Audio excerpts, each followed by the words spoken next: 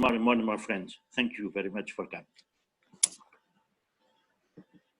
I would like to thank you to Professor Da Silva for the opening speech. Now, Professor Victorino, the floor is yours.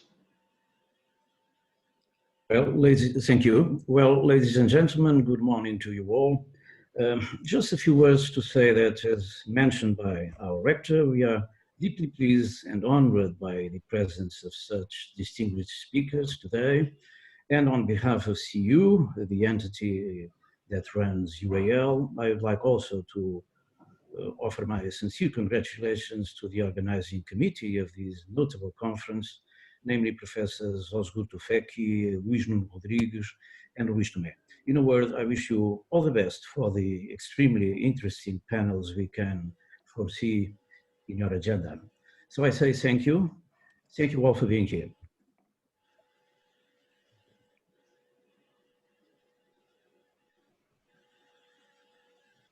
Ozgur. Thank you very much, Professor Victorino. I would like to thank you for joining us, all the participants. I'm pleased to welcome you to the 7th IEPAS2020 conference. The sixth one of the Eurasian conference was held in Lisbon last year with the cooperation of UAL and OBSERVARE. Since that cooperation was very fruitful, we had decided to organize the conference in Lisbon with the same partners this year. As the Director General of CESRAN International, I would like to mention that we are glad to have such a sincere partnership, and I believe that this year's conference reflects that sincerity. This year covers a wide array of topics. There are about 70 presentations and debates over 3 days. And unfortunately, it is not possible to meet in person with the presenters this year due to COVID-19 pandemic restrictions. However, I'm sure that if you keep up with the IEPAS conference series, we may meet you next September in Lisbon. And the conference aims to bring together a range of academics and practitioners to discuss new directions of research and discovery on Eurasian studies. As all of you are fully aware of that, current politics and developments in Eurasia is now and will be detrimental for world politics. That's why the organizing committee and I believe that the conference itself and its outputs, such as books, journal articles, commentaries, will definitely contribute to not only the Eurasian studies, but also political and international studies in the world. That's why I would like to emphasize that the success of IEPAS 2020 is a result of tremendous support and contribution from the academic staff of CESRAN International, UAL, OBSERVARE, and our partner Center for International Studies. The conference couldn't have happened without the commitment of the organizing committee, who helped in many ways to organize this event. Finally, we are also very grateful to the participants for helping us to put together this year's IEPAS conference. Let me wish to all participants to enjoy the conference and hope to see you next year. Thank you very much. Thank you, Ozgur. And on behalf of OBSERVARE, Observatory of Foreign Relations of Autónoma University of Lisbon, let me begin by welcoming all participants to the 7th International Conference on Eurasian Politics and Society.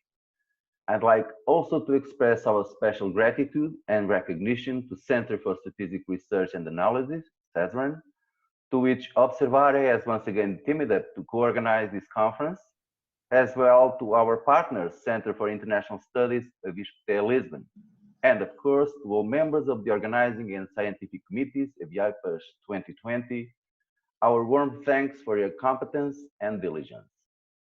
Allow me also to underline the presence of my university's rector, Professor José Amado da Silva, and the Board of Administration here represented by Professor José Guilherme Victorino.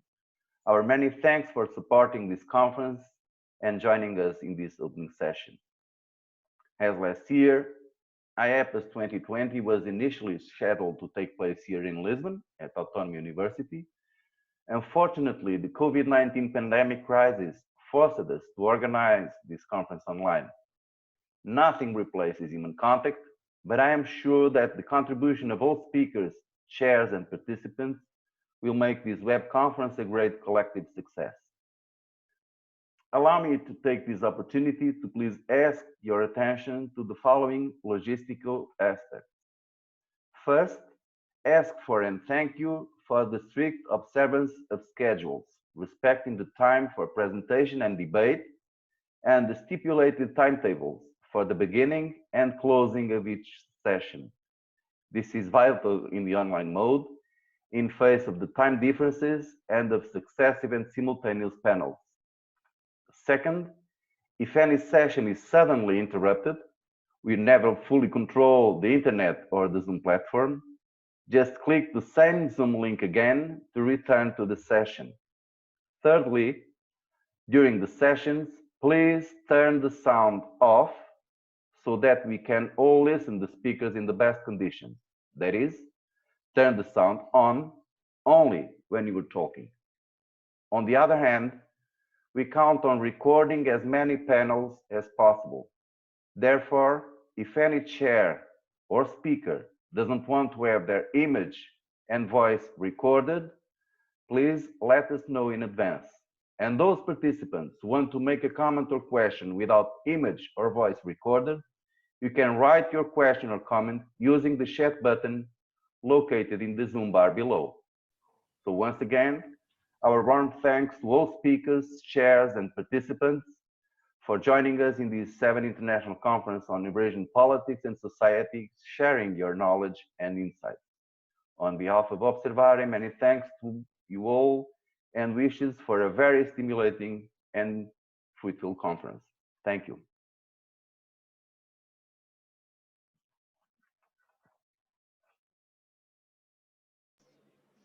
Thank you, Professor Luís Tom. The floor is now Professor Rodrigues.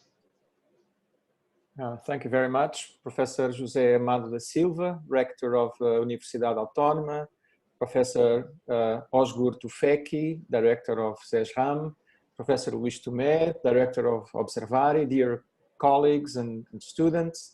My name is Luís Rodrigues. I'm the Director of the Center for International Studies at ISCTE in Lisbon, and we are one of the partner institutions of the Eurasian Politics and Society Conference.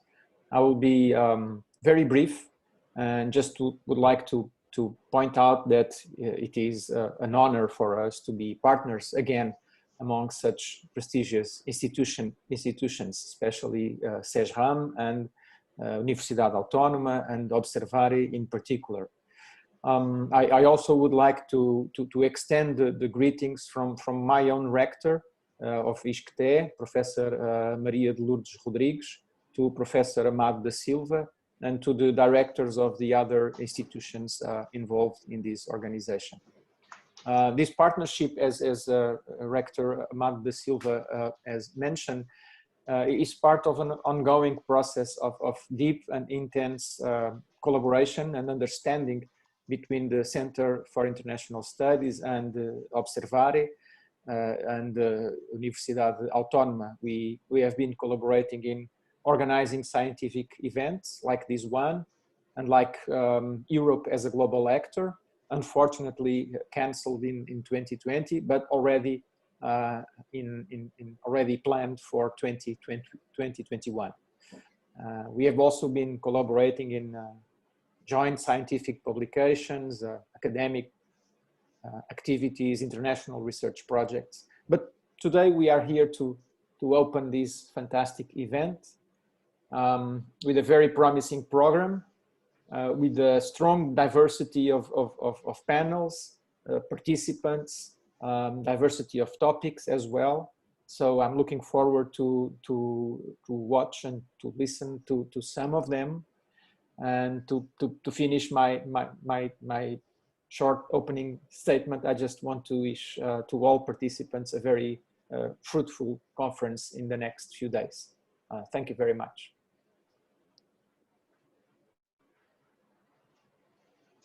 Thank you, Professor Rodrigues. Thank you, Professor Rodrigues. Now, I would like to thank you to all participants at this opening session. I would like to now give the floor to Professor Ayla Gül to start the keynote speech of Professor Sakwa. Hi, I mean, it's a great pleasure to be here, but it looks like I have a technical problem, Ozgur. It says my video is disabled by the host. I'm touching. I'm trying to open your video. There is a problem. Okay, yes, okay. Yes, I am back. It's such a great pleasure, of course, especially colleagues in Lisbon for hosting and also colleagues at CESRAN organizing such a timely and bringing us together in so unprecedented circumstances. I'm delighted to be here, and it's a great, great honor, of course, to moderate Professor Richard Sakwa's keynote speech. I mean, he doesn't need any introduction. As a prominent scholar of Russian and European politics at the University of Kent, or of course, an associate fellow of the Russian and Eurasian program at the Royal Institute of International Affairs. You probably know he has numerous articles and books. And the best well-known, the most recent was Russia Against the Rest, and also the crisis of Russian democracy. I'm really looking forward to this intellectual engagement by listening to Professor Sakwa and also other papers in the conference.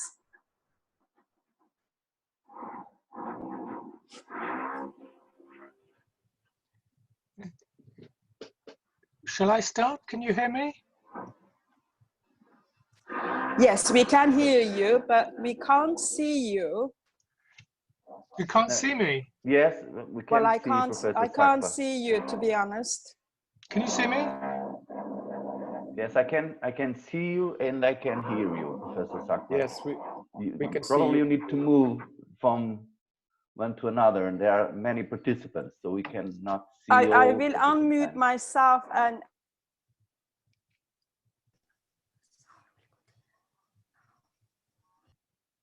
Professor Sakwa, please.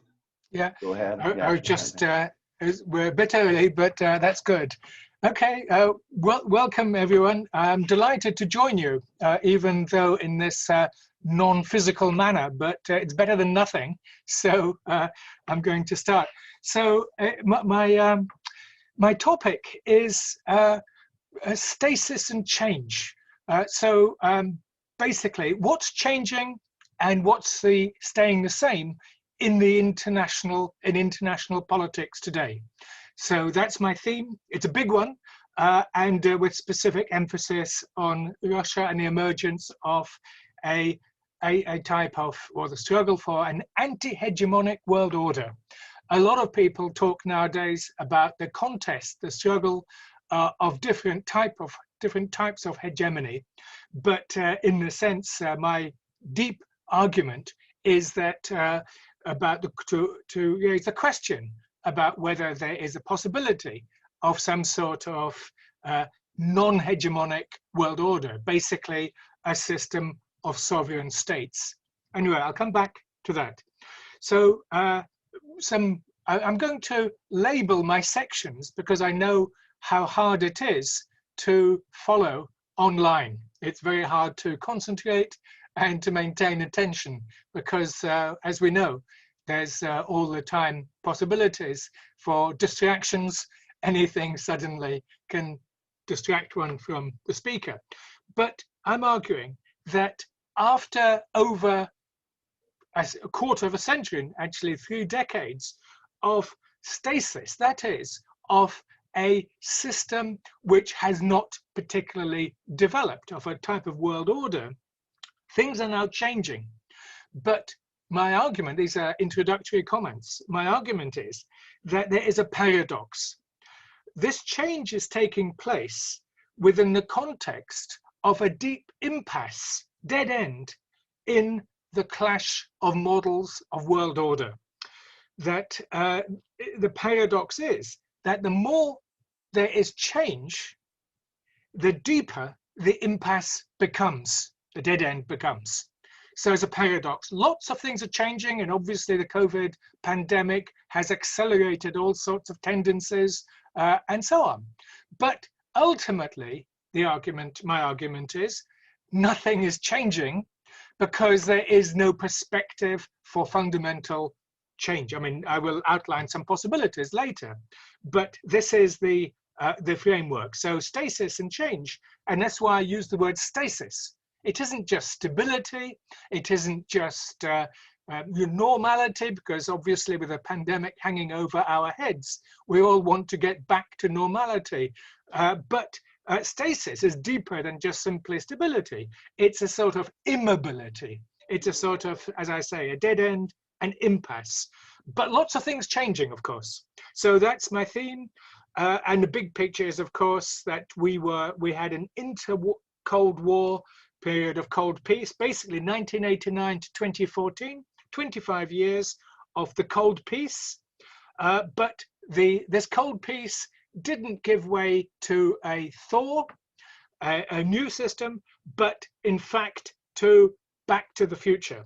In other words, the return of bipolar confrontation today. I argue, as I shall explain a bit later, that we have, and we're entering, a second Cold War. Now, I know a lot of people don't like this term, Cold War, and I didn't used to like it either. But my argument is that this second Cold War, and why I use second, not new Cold War, second Cold War, because it differs from the first Cold War, just like the Second World War differed from the First World War. Different actors, different ideologies, different types of military technologies, different geographical scope, so loads of differences. And so people say the word Cold War doesn't apply because of these factors. But just like the Second and the First World Wars, the Second Cold War, very different. But just like the Second World War, it's a continuation of the first for unfinished business, the failure to establish a stable, enduring peace order. Just like Versailles did not open the door to a stable and enduring peace order, neither did post-1989 settlement. So we're into a second Cold War, and the big picture there is, of course, with the rise of China as a major new actor in all of this, that, and the enormity of China as a genuine peer competitor to US dominance, hegemony, that this Chinese emergence and it's challenged by not only China, but China, of course, its enormity, is that this new type of bipolarity, it isn't the only thing going on, but it's one of the things, is that the rest of the world is increasingly affected by the magnetic fields, if you like, of these two poles.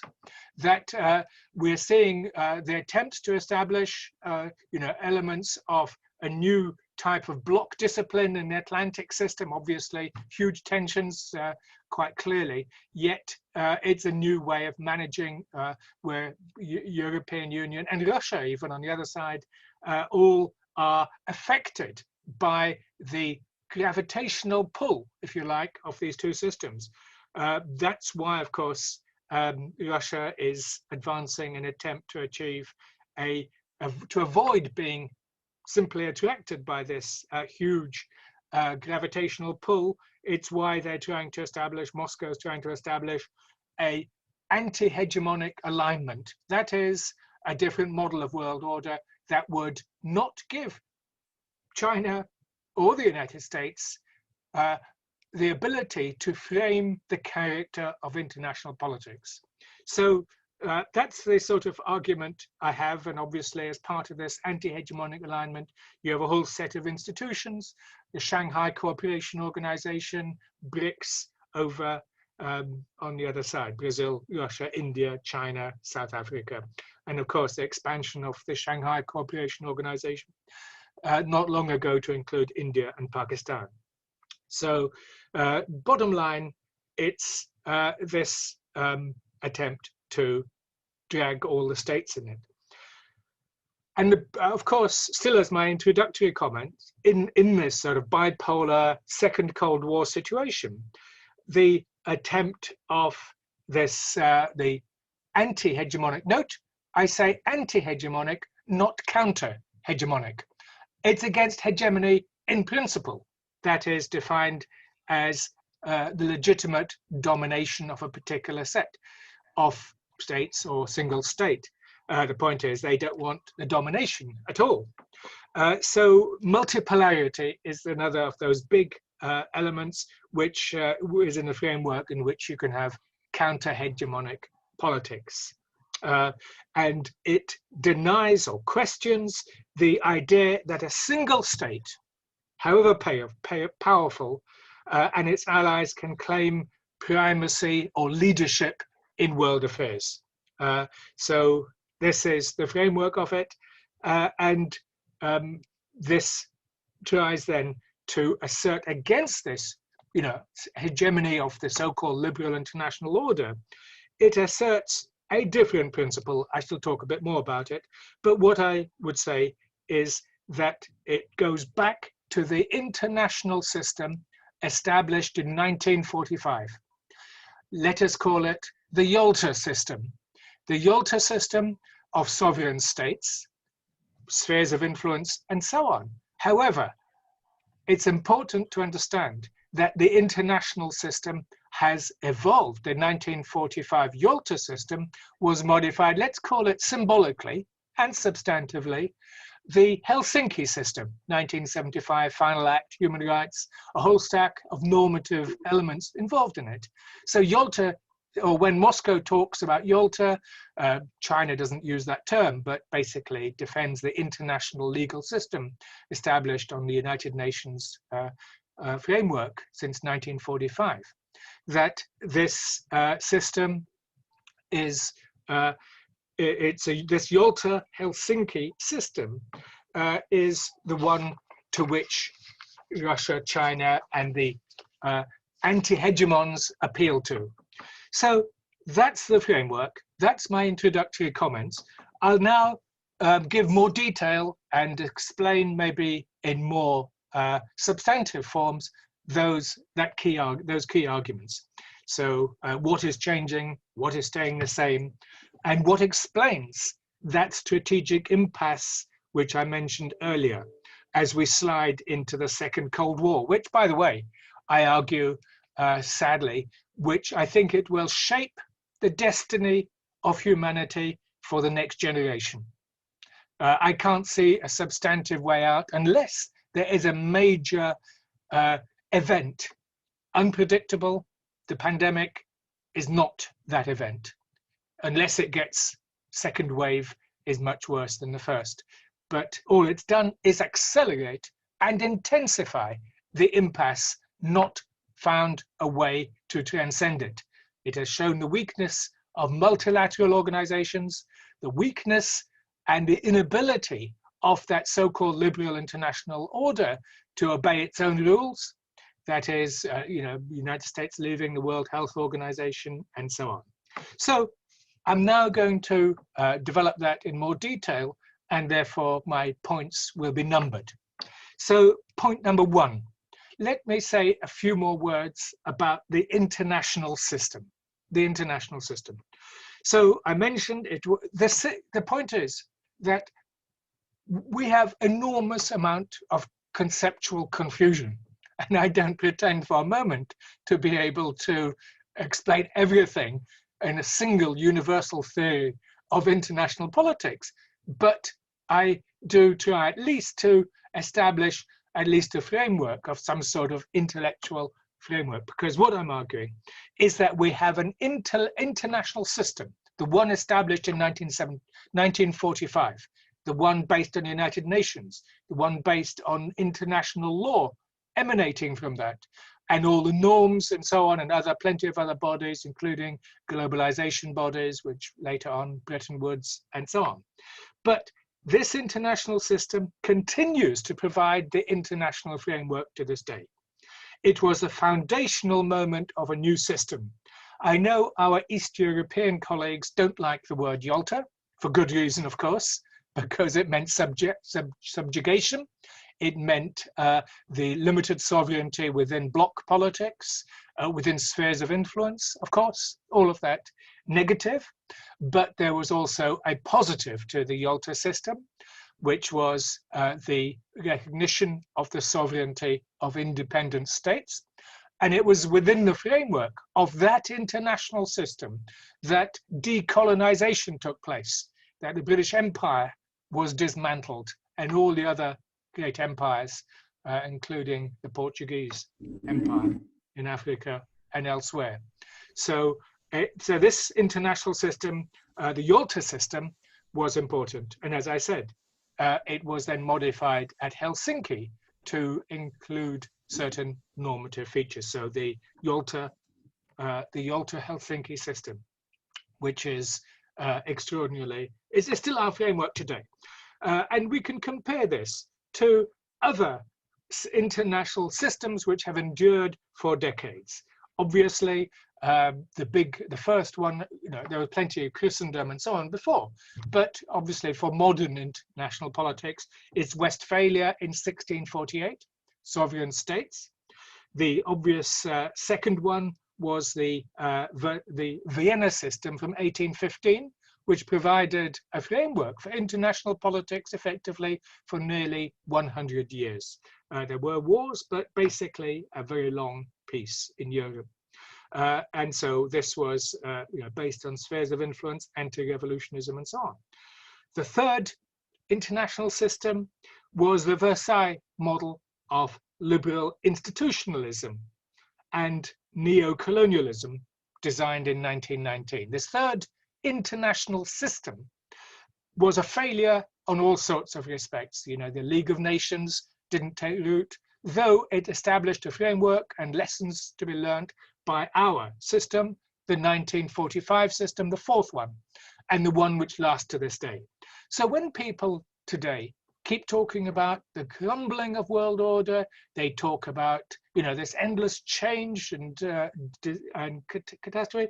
So yes, elements of it, but the international system still based on multilateralism, based on international law, based on the equality of all states, except for the privileged managerial role of the permanent members of the Security Council, which of course means that all states, 193 members of the United Nations this week, we are celebrating indeed the 75th anniversary. It would have been a Jubilee week this week with lots of summits, and of course there was talk, and Putin, Vladimirovich, earlier this year in Jerusalem called for an extended meeting or a summit meeting of the five great powers, but of course that has not been able to take place.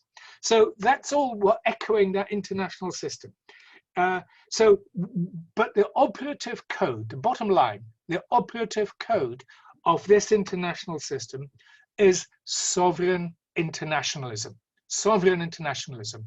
I stress this because it is not the same as the old-fashioned Westphalian politics. It draws on it, but it is based on internationalism. It is 1945, try to learn the lessons of 1919 and 1815, let alone 1648. So it has this international system, is of sovereign states, multipolarity, yet internationalism embedded in international law, the UN Charter, which has enormous amount of normative power to it, and of course developed by Helsinki. But this system is hugely important. It's, maybe I'm going into too much detail, but just to say very briefly, this international system has three layers to it. Three layers to it. Oh, it's like a building, 3 stories in a building. The top story is the one which is, the multilateral institutions of global governance. I've mentioned the United Nations and its 5 permanent members, and also the ramified UN agencies. like the World Health Organization, obviously, as well as the other bodies established to manage global financial and economic affairs. Later on, the World Trade Organization, and so on. This is the framework for international legal and environmental covenants, as well as those covering the rules of war, international humanitarian practices. So a lot of things on this top floor. You know, some of us in England are very, well, I am certainly very keen on the English school thinking, and my thinking is shaped in many ways, they're modifying it. So this takes us to the second level. It's at the second level that we have competing states. So we have the international system, 3 layers. It's in this second level that we have not only competing states governed by the primary institutions of international society, as the English school would say, governed by you know, the various elements, diplomacy, rules of war, and so on. So this middle floor is where you have competing states, but you also have competing orders. I shall later on, of one of my points, will outline these different world orders. But we have, I'll just to suggest now, we have, of course, the we have in that framework the liberal international order. We also have the counter-hegemonic order with Russia and China, India as a member, in some ways, other states as well. So this is the middle floor, states and world orders. Then we have, and often, and I before didn't really adequately integrate this into my model of the international system, but on the ground floor, at the bottom of it all, though bottom is not in terms of hierarchy of value, because the bottom is the foundation, and that is where we have civil society groups. This is where we have think tanks, policy institutes, media outlets, the public sphere, civil institutions and associations, where they all try to shape the landscape of politics, where we have obviously today enormous influential groups pushing the environmental agenda to deal with the climate catastrophe, and also movements fighting for racial and historical justice. We've seen a lot of that over the last few months. As well as grassroots nationalism and grassroots populism. This is where we have all of these elements, including, of course, epidemiological policies and institutions. So this is my international system. 3 layers, all interacting with each other, all working, and all in many ways changing, because quite clearly one of the big changes, you know, talking about stasis and change, one of the big changes in recent years has been the weakening of international law. And in fact, again, to go ahead a little bit, the very idea of what our dear leader, previous leader, Theresa May used to say, the rules-based order. Rules-based order meaning, what does it mean? We don't know. What it should be talking about is old-fashioned international law. So that's where it goes on. Just one final point, and still talking about my international system. Do international institutions matter? Now, my good friend John Mearsheimer from Chicago, great thinker, argues, and we've had this debate over many years, in fact, at a meeting in Berlin not long ago. I outlined a different version of this, and he said, and he's argued, as you know, international institutions do not matter. The only thing that matters is states. Absolute fundamentalist, realist position. But having listened to me, he accepted, just as we were leaving, grabbed me by the shoulder and said, well, you know, I'll give you this. International institutions matter 2%. So I'm always grateful. I said, John, thank you for that 2%. It's, I think it's more than 2%. But he acknowledged at least that international institutions matter. I actually think that's quite wrong. I actually think they matter a lot. Obviously, they're not determining. The United Nations is under challenge. It has always been under challenge by the United States, by the great powers. Of course, if you're a great power, you don't want to be limited by law, you don't want to be constrained by institutions, and you don't want other smaller little minor states to influence and shape your policies. So obviously, and of course, John, as obviously a critic of US policies, but nevertheless, coming from the US, doesn't quite see it like that. So that's my first point. The international system, arguing bottom line, institutions matter. My second point is to argue about orders within the system. So I have this international system, and then we have world orders, models of world order, and different understandings of globalism, different understandings of what the global system works like. So up to 1989, two major world orders predominated, that bipolar world. We had the US dominated, well, the political West, the Atlantic power system, historical West, call it what you like. After I shall say this again, but after 1989, this Atlantic alliance, NATO, and so on, rebranded itself. I could go into more detail later, as the liberal international order.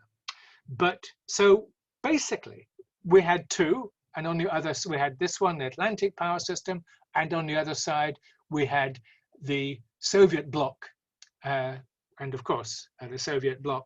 And of course, we had other non-aligned states. The Chinese talked about the third world, refusing to accept the gravitational pull of these two. You had a non-aligned movement, but basically, you had a bipolar system.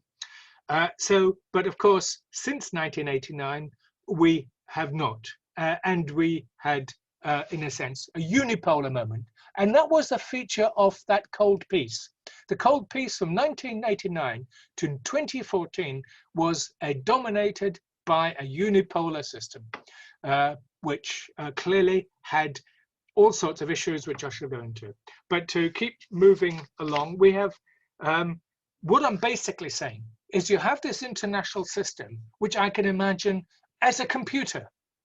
And then we have four operative codes you put into the computer, just like you have Microsoft or you have Apple Mac system. So two different types of system like that. And what too much analysis does is confuse the system, well, the hardware and the software of the international order. So this is the way I look at it. I'm going to list now 4 models of world order. 4 models of world order. Still the second point. So these are the models. And what are they? Of course, I can't go into too much detail now, to yours on earlier work, but I'm arguing there's 4.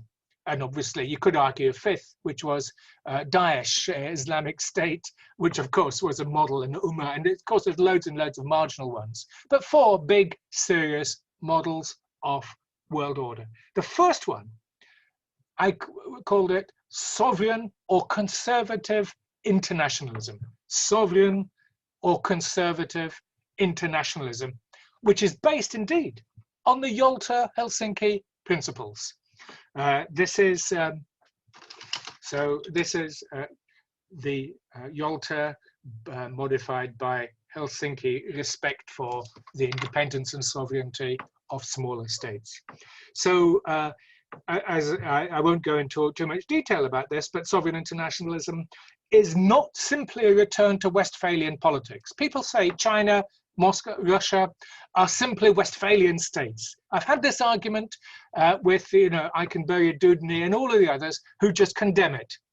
Moscow, Beijing, etc., as old-fashioned Westphalians. That is a mistake, because they're defending sovereignty. Yes, they defend it ferociously. Yes, they will not accept the hegemony, dominance of the United States and Atlantic power system. Yes, but at the same time, they propose a model of internationalism based on the 1945 principles of sovereign independent states within the framework of the international law established in 1945 and the UN. So, they stress the importance of global governance institutions. That's why the paradox today, Moscow and Beijing defending multilateralism. China, of course, famously defending globalization in Davos. I think it was 2013, 2014. So it's, all of these elements. And we have sovereign internationalism at the foundation of the Shanghai Cooperation Organization. We have sovereign internationalism at the heart of the BRICS organization, and so on. So, and of course, within that framework, the Russia, India, China triangle, however stressed it is at the moment, it's still a triangle going on. So that's the first model of world system. That's the software of that one. The second model of world order is the liberal international order. The US-led, as they like to put it, which was born in the early years of the 20th century, formulated by Woodrow Wilson, of course, at the end of the First World War, a commitment to an Atlantic-based system of universal order. It always had a universalism at its heart.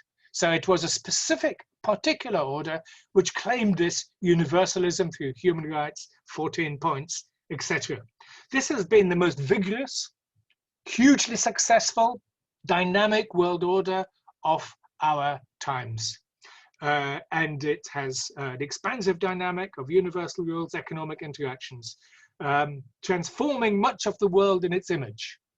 With enormous positivity, dynamism, developmentalism, accompanied by a very dark side, of course, as well, of wars, endless wars, militarism, and literally blocking alternative developmental paths, interventions in Latin America, etc., etc. Still, but the liberal international order has changed over the years.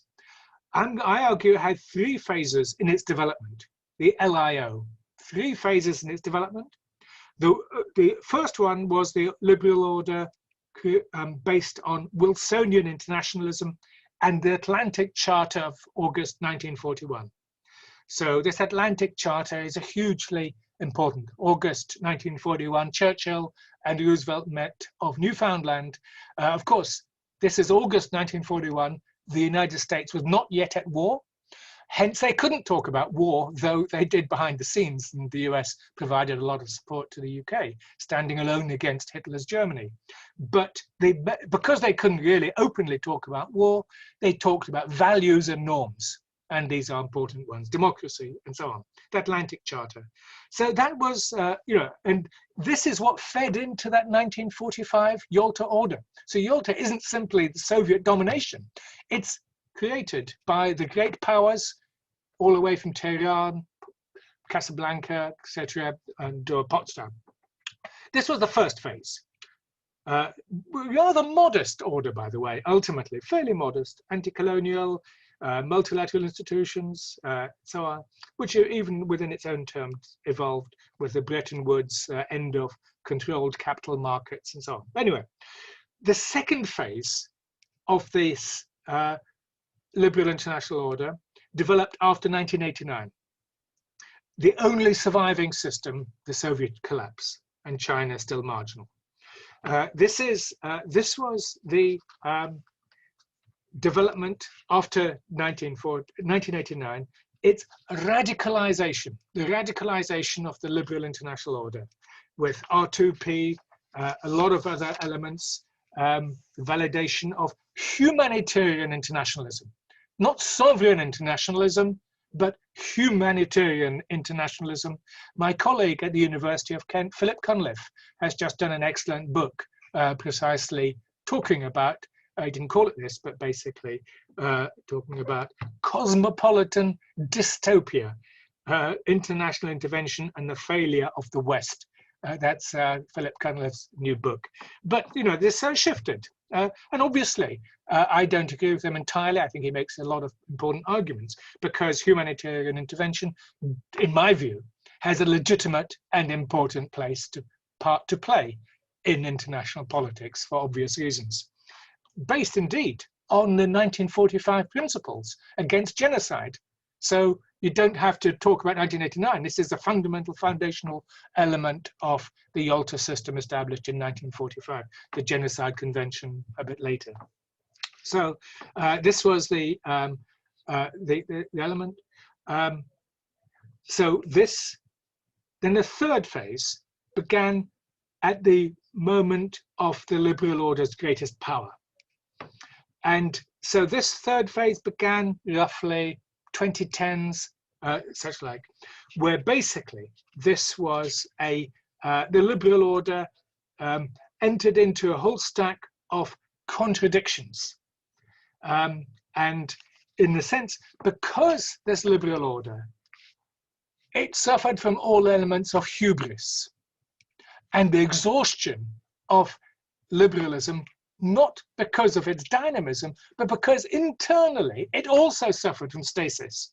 We were the victors, they would argue, after 1989. Therefore, we don't need to change. We just keep NATO and keep enlarging it.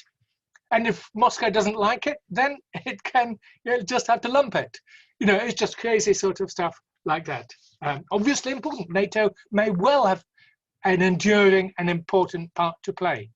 But the failure to embed NATO in a common security system, and plenty of people talked about it earlier on, but they were rejected.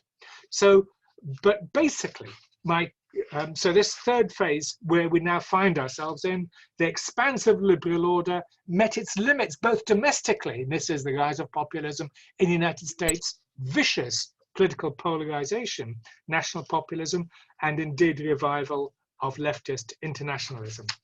But so that's the second model of the third model of world order today. Let us call it mercantilist internationalism. Mercantilist internationalism. This is the system which is gaining increasing traction today. This is the transactional and mercantilist approach adopted by Trump and various national populist movements.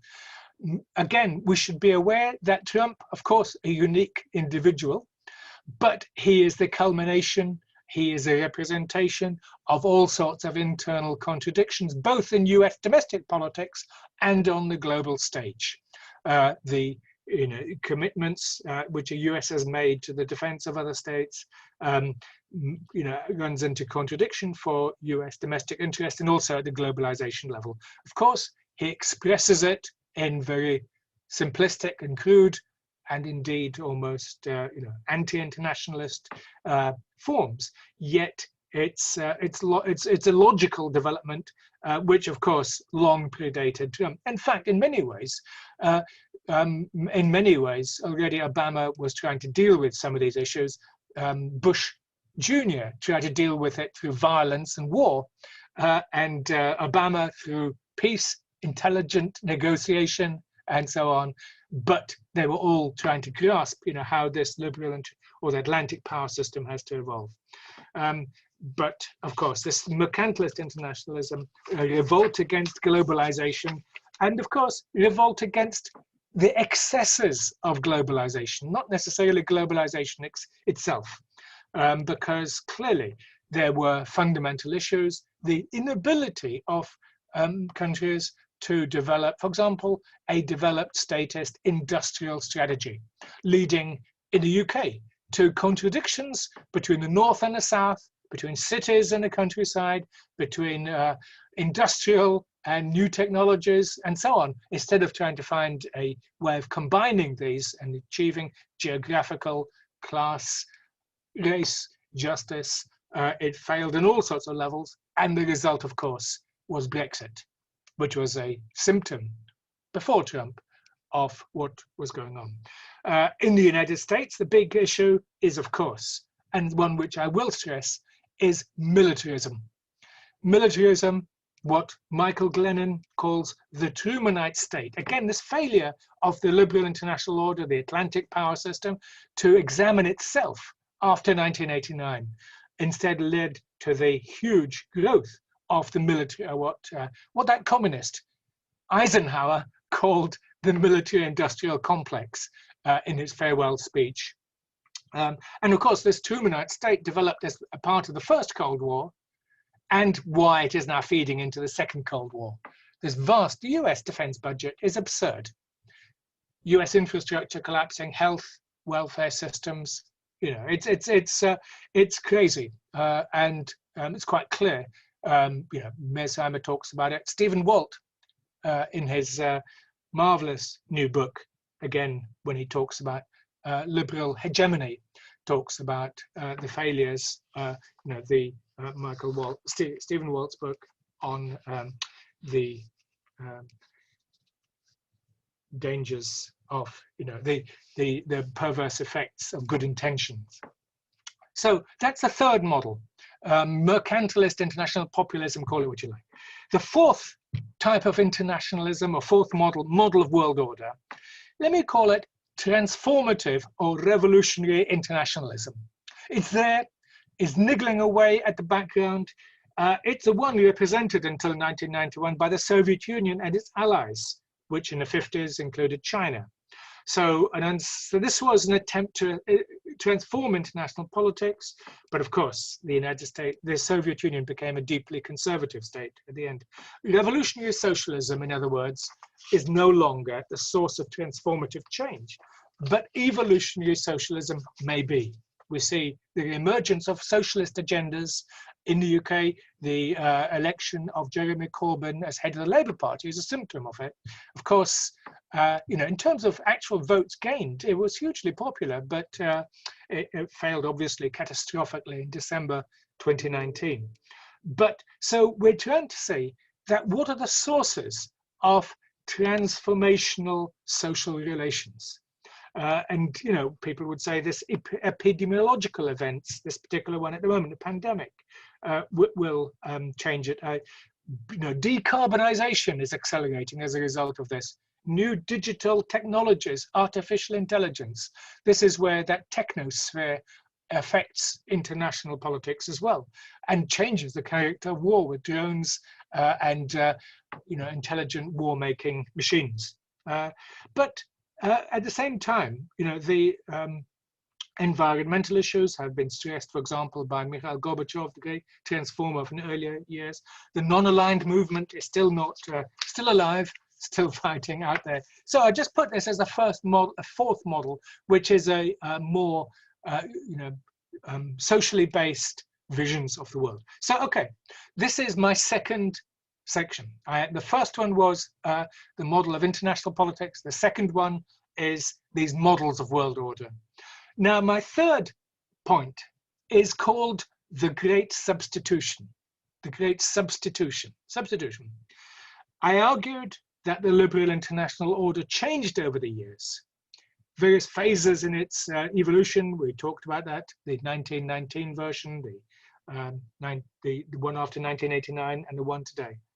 But when the Cold War ended, the liberal international order was the only surviving system with genuinely universal aspirations. Russia was dealing with its own catastrophe. China was still quietly rising.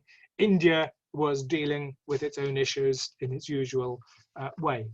Then, of course, you had a mixture of dominion, which is a power system, and norms. Dominion and, so in other words, empire and liberal values. Hence the whole vast literature which talks about liberal empire. But so dominion was one of those key elements, which I want to, you know, I don't want to use the word empire because it has all sorts of implications and such like, but let's just simply say, call it dominion. So you had enormous elements of all of this. And basically, this liberal international order is no more than a fancy name for the Atlantic power system. After 1989, the Atlantic Alliance, transatlantic system, called itself the liberal international order. It's the same thing, though with greater universal aspirations. So it was, this is the substitution was that, and this is one of those great destabilizing elements today, that a specific order claimed to be synonymous with the international system. That is the axis on which the Second Cold War is fought. It is fought against this universalism of the Atlantic power system in its liberal international guise, with, on the other side, counter-hegemonic forces who are not, who are arguing, no, we defend that 1945 Yalta-Helsinki system. So we have an order claiming to substitute for the system, claiming to be the system. This is where, this is where the tension rises. China, of course, for a long time was willing to accept this substitution. Both, it never accepted it internally and psychologically and philosophically, but it accepted it pragmatically because it was taking advantage of it. I don't mean that in a negative sense. It was using the framework for achieving huge developmental goals. And I won't list them all, but you all know it. It was doing it, but it could do it because after 1989, and I'm quoting various articles in journal International Politics on this, which basically China after 1989, despite Tiananmen, was offered a great deal. It had a good bargain, a good deal from Washington. It was basically, you get on, develop, have very open and free access to the US market, technologies, and so on. And of course, the Chinese brilliantly took advantage of that in the best way, and it is where it is today. Moscow, after 1989, was offered a lousy deal, but it had its positives. It said you could join this Atlantic power system, the liberal international order, as a minor part of it. Moscow, of course, Russia in the 1990s was in major economic, political crisis, constitutional crisis as well. So you can join it and, everything will be fine. But it was a lousy deal. You would join it, but you'd have to remain and indeed formalize your subaltern status. You'd say, well, why couldn't Moscow accept it? After all, in the 1960s, the United Kingdom, after 1956, let's say, the United Kingdom and France gave up their empires. They gave up their claims to be equal world powers, Moscow, Washington, London, and Paris. And look, they did quite well in all of that. Give up empire, give up pretensions to be a great power, accept US leadership and dominance. And look how well they've done in all sorts of ways. However, France, of course, reinvented itself after 1956 as the leader of European integration. It had a mission and a purpose to it. Of course, France will never give up its pretensions to world leadership, and thank heavens for that. And so that's all very good. The United Kingdom, of course, had no idea what it was going to do. Instead of which it's emphasized its special relationship, the fact that it was the most loyal of Washington's allies, etc. And that was a humiliating, marginalizing role, and of course led on to Brexit and led on to all sorts of bad things. But this great substitution. So in where we have dominion and hegemony, war and the norms of it. So this, the Atlantic power system radicalized itself. It offered a bad deal to Moscow, good deal to China. All those deals. Moscow could not accept becoming let alone Berlin or Tokyo, Japan or Germany, because Russia never accepted defeat in the Cold War. It was one of the victors of the Cold War, even though in difficulties. And this helps explain why this great substitution was rejected in Moscow, and in China it was only accepted contingently, and today it is now repudiated. Both in Washington and in Moscow. Washington is trying to take back that good deal it had offered Beijing earlier. So a great substitution took place. That is the framework in which this, all this change in context, but it just shows you, it's an impasse. At the beginning I mentioned that this is a dead end of politics, an impasse. So lots of change going on, But this fundamental impasse between the claims of the liberal international order, of this Atlantic power system to be universal, and it's plenty of powerful norms which, you know, are also part of the Yalta-Helsinki norms. So it's not, in other words, these norms do not belong to the West. This is the English school had, you know, it's often argued that these norms are independent of any particular state. It isn't just simply a way of this developing since the establishment of, well, you know, of the expansion of international society, expansion of the West. They don't belong to the West. That was one of the major achievements of 1945 in the Yalta system and the United Nations. The Arab world was involved, the Soviet world was involved. China, of course, was still in civil war, but it was also involved. But this substitution after 1989 is the impasse that between this universalism and particularism. Of course, it's being eroded from within by mercantilist international Trumpian. So let me move on to my fourth point, which is problems of hegemony today. Hegemony defined as legitimate rule of a dominant power. The point was that in this system of sovereign internationalism, there should not be a dominant power, a single dominant power, because that is a return to old-fashioned. This is one of the contradictions at the heart of the liberal international order. One moment they talk about excellent norms, excellent ideas of cosmopolitanism, of freedom of movement, and so on. Yet at the same time, this other side of it, domination, dominion. And dominion is today a representation of that vast US military command. Again, United Kingdom after Brexit is working with it, and you know, endless provocations of freedom of navigation exercises, now moving into the Barents Sea, the Arctic. Last week, 38 times the United States and the United Kingdom and its allies approached by sea and by air Russia's borders, 38 times. So this is provocation. This is a sign of a dominion which doesn't understand its limits and its dangers, heading for war, quite clearly. That's why I call it a second Cold War. A second Cold War without the rules of war and how to manage it, which were established after the Cuban Missile Crisis. This is the problem of hegemony today, that it's simply, you know, it cannot accept dominion. As I say, it could not defend this Atlantic power system that Moscow and Beijing, and indeed New Delhi and many other countries could not fully accept it, this hegemony either.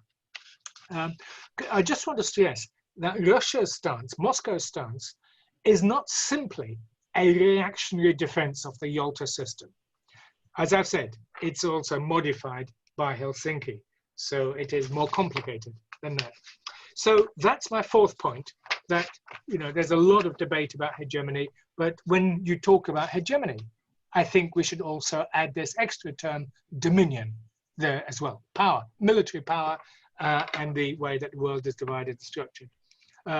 My fifth point is the end of stasis, but continuation of impasse.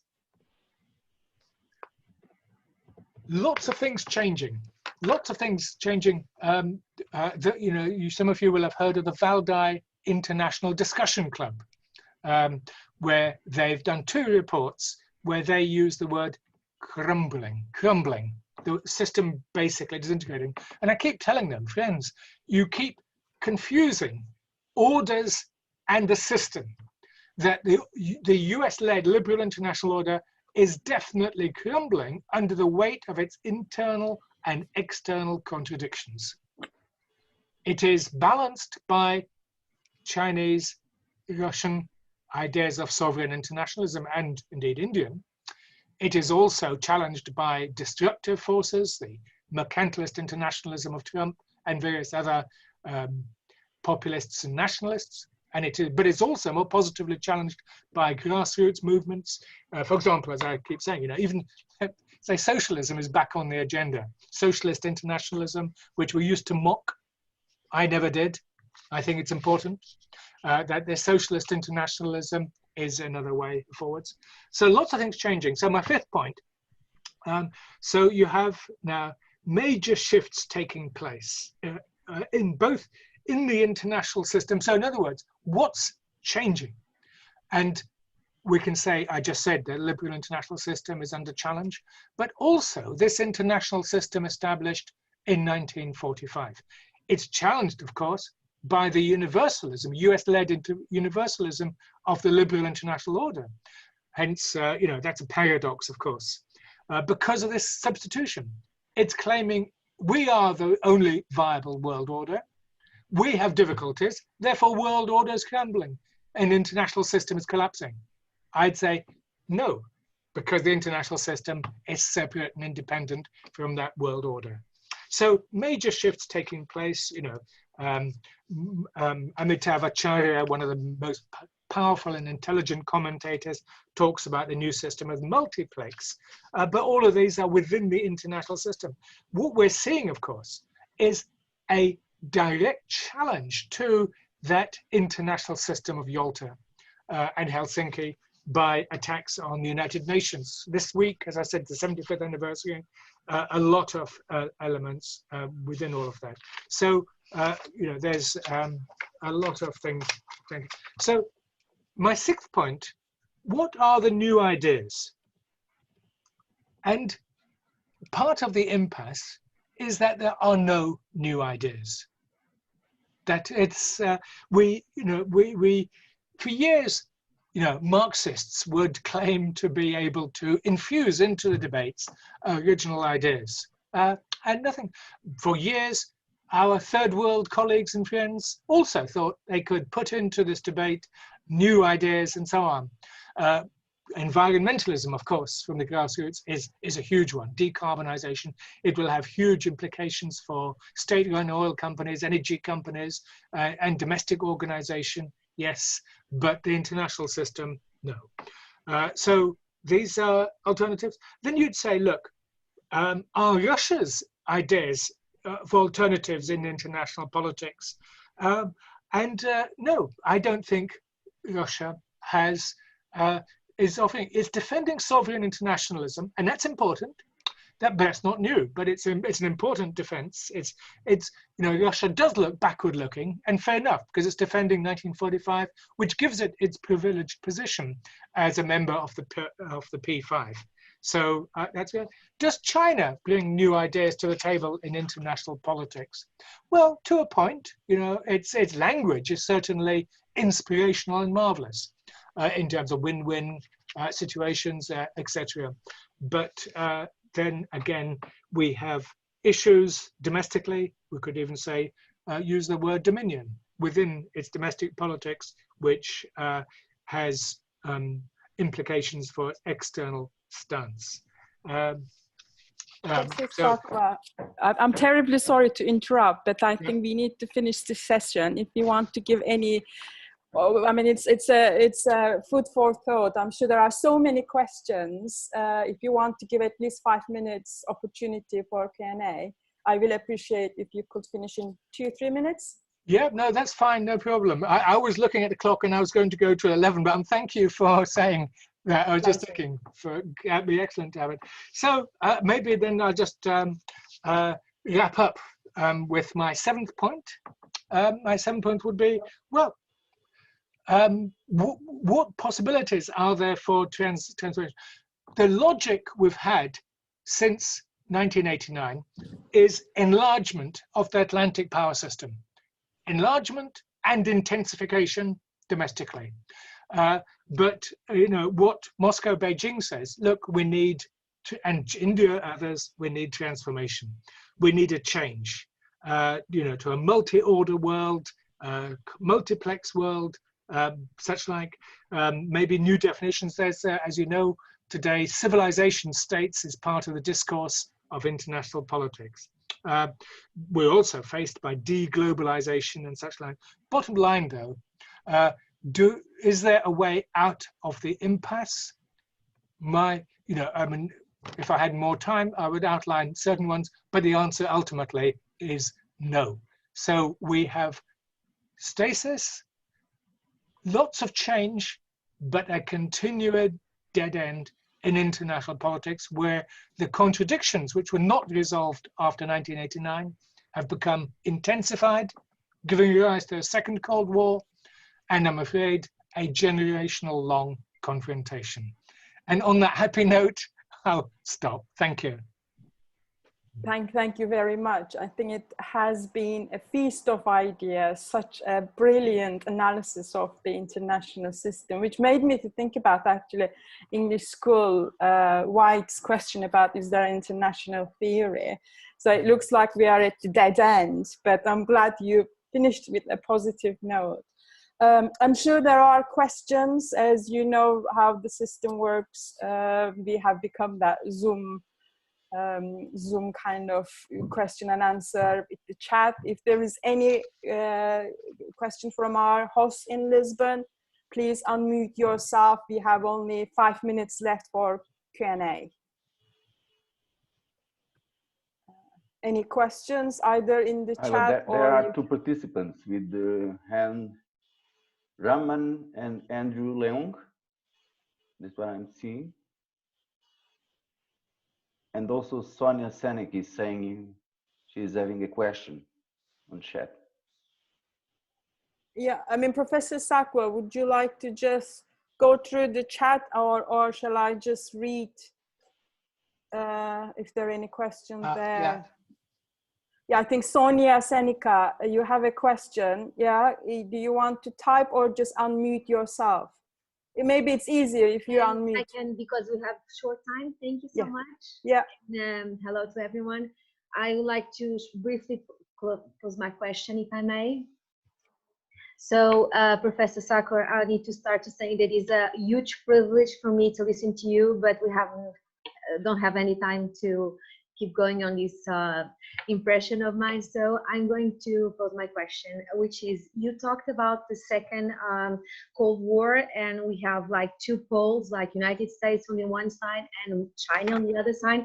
I mean, about Russia, you think that this new state of affairs, this tension with the West, especially in Europe, with the European Union, I mean, which will be the place to put things straight between them? I mean, President Macron on the last minute security conference gave us a kind of a doctrine, a proposal. Do you agree? Is it possible? And thank you so much. Lovely. Thank you very much for the question. Excellent. Just if I was to choose one question, that would be the one, which is basically, where does Moscow and Brussels fit in with all of this? And should they be getting together? Such like, it's quite clear that, it's an emerging, it's a tendency now we have of this new bipolarity, Beijing, Washington, in which the smaller powers have to choose and are forced to choose, even though they all say we don't want to. But quite clearly, we've seen that both Moscow and Brussels have been marginalized, increasingly marginalized. We can see it even within the alliance system. Brussels and indeed the European Union in terms of the joint comprehensive Iran nuclear deal. It just, Instex, I think, was used once to try to avoid US dominion and hegemony. As for Moscow, it is, it's a complex relationship between Moscow and Beijing. And I certainly don't regard Russia as a junior partner. They come to the table with different things. Yet that huge gravitational field is beginning to achieve that. So Macron, yes, that marvelous speech to diplomats in August last year, 2019. I have it on my table, and it's one of the great speeches. And I said, most important speech in Europe in 20 years. Now, for me, as an old Gaullist, it was marvelous to hear Gaullism is back. In Britain, I was often condemned for spouting or advocating what Lord Hannay, our former representative to the United Nations, called it the Gaullist heresy when I talked about these things. But my argument is precisely that this Gaullist heresy of a common European home, the Gorbachev heresy, is fundamentally important. It is crazy that every time, you know, Macron comes up with this idea and others, then we have a Navalny poisoning, we have Skripal poisoning, we have something. Like the devil is at work preventing it, and Nord Stream 2, and so on. But I still believe that we have to move to a détente, not alliance, entente, a rapprochement between Berlin, well, between Moscow and Western Europe. It's, but the reason why I'm pessimistic about the impasse, I can see no way forwards, no way forwards. At one moment, the departure of the United Kingdom from the European Union looked as if it would open the door to better relations, because London, obviously, first most loyal to the dominion elements of the United States hegemony, and of course, most virulently anti-Moscow, together with, you know, the Baltic states, etc., Poland. But again, you know, it doesn't seem to work. But it's on the agenda, but it won't be soon. And so Macron outlined an agenda and important arguments, but unfortunately the tendency is moving the other way, an intensification of the contradictions between Moscow and the West European partners. Thank you so much. Thank you. Thank you so much, Professor Sakwa. I think there is just on the chat, Professor Sakwa. Can you see it from Raman? Yes, I can see Raman Dag. I'll answer that question about the about how the impasse is going to be solved. But one way of solving it is indeed war, as the questioner puts it. I actually think that if we have a second Cold War, we're lucky. That's good. It's not bad, guys. It's good because it shows its limitations and self-restraint and so on. What in my more pessimistic moments is that we're heading, I mean, it's quite clearly the endless provocations from us, and Russia responding in kind, of course. So no one has a monopoly on virtue. So it's very, very difficult, and including, we're seeing an intensification of conflict in the US occupied parts of Syria against international law. We're seeing all sorts of things going on, literally very close. We've had military incidents. We've got deconfliction regime there, but also on the new Iron Curtain, there's endless probing in the Arctic, in the Barents Sea, in the Black Sea. This is going to end very badly unless we, and of course, if Biden is elected, change of leadership is a second way of doing it. Full-scale war, change of leadership. Well, Biden, in terms of this, is worse than Trump. At least Trump wanted to get on, he kept saying, it makes sense to get on with Russia. Biden is an out-and-out thing, and he's got skeletons in his cupboard because of his relations with Ukraine and so on. So, but ultimately, the only way out is diplomacy. Diplomacy, old-fashioned Yalta-style diplomacy, accepting great powers by not subjugating small powers, of course. No one accepts that, but accepting the responsibility of leadership by the major powers: Germany, France, not United Kingdom, but the other, India and Indonesia, Mexico, so many who will all suffer. So diplomacy, dialogue, but the D word is, I'm afraid, delegitimated nowadays. I think this is a great pleasure. Thank you so much. Because we are using the same Zoom link, on behalf of the organizing committee, I would like to thank you. We can't clap all together, but I'm sure all the participants have it. Oh, okay, they are virtually clapping. If we do virtually clapping, thank you so much. And look forward to seeing you in the next session in 3 minutes. I've got to see some students, I'm afraid, in a few moments. There we go, we're back in term time. But thank you very much. Thank you very much.